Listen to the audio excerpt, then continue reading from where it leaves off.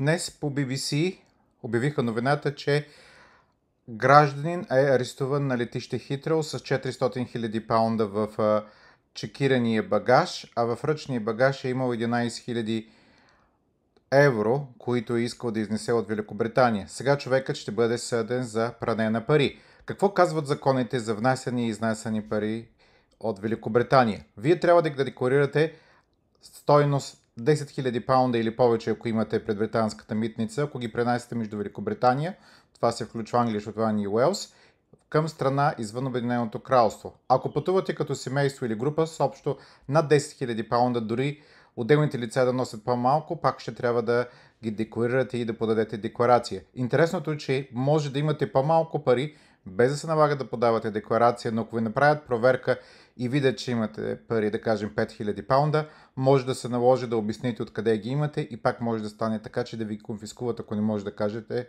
откъде имате парите. Интересното, което трябва да отбележим, че от Великобритания може да се внасят без декларация до 10 000 паунда или да се внасят, но пък в Европейския съюз, в случая България, може да внасяте или изнасяте без декларация до 10 000 евро.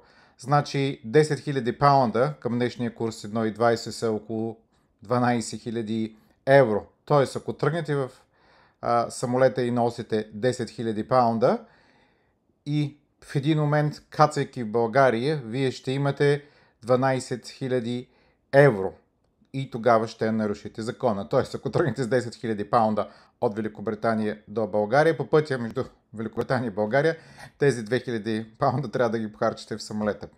Това е в кръга на шегата, но законите стоят така. От едната държава може да изнасяте до 10 000 без декларация, а в другата държава до 10 000, но в евро.